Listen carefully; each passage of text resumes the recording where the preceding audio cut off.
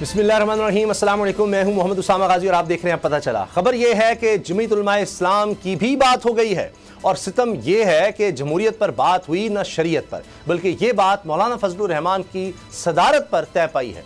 दलील इसकी JUI के सीनियर रहनुमा हाफिज हमदुल्ला का बयान है, जिसमें इनका फरमाना है कि इलेक्शन में अक्सरियत पीपल्स पार्टी को मिले या फिर नून लीग को, हुकूमत कोई भी बनाए, मुल्क के सदर मौलाना फजलुर रहमान बनेंगे।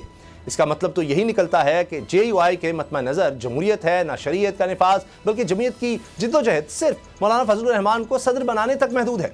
सदर भी वो जिसके पास कोई इख्तियार ही नहीं। आखिर ऐसी क्या मजबूरी है? इसका जवाब JUI से लेंगे। लेकिन जिन पर मौलाना फजलुर रहमान तकिया किए बैठे हैं, वो खुद बंदूकें निकाल कर एक दूसरे पर ताबड़तोड़ सियासी हमले कर रहे हैं। भले ये फ्रेंडली फायरिंग ही हो, मगर कभी कभी फ्रेंडली फायरिंग भी बड़ा नुकसान कर जाती है।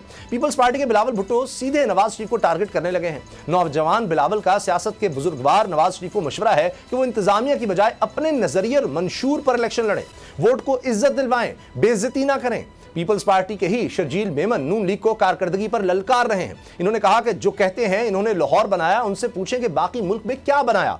इस इल्जाम तराशी पर नून लीग की तरफ से भी करारा जवाब आया है। एहसन इकबाल ने सवाल उठाया, क्या पीपल्स पार्टी कह सकती है जैसा कराची को बनाया वैसा पूरा मुल्क बनाएंगे? तलाल चौधरी ने कहा कि बिलावल भुट्टो अपना सियासी कद बढ़ाने के लिए तनकीद कर रहे हैं, क्योंकि वो हकीकत में नवाज शरीफ का मुकाबला नहीं कर सकते। सियासी मुखालिफिन से लड़ाई से हटकर नून लीग को अंदरूनी इख्तिलाफात का भी सामना है। पार्टी ने एहसन इकबाल के खिलाफ बयान देने पर दानियाल अजीज को शो कॉज नोटिस जारी कर दिया है। क्या यह इंतखाबी टिकटों का झगड़ा है या मामला कोई और है? इसी से आगाज करेंगे। अगर आपको ये वीडियो पसंद आई तो सब्सक्राइब करें और बेल पर क्लिक करें।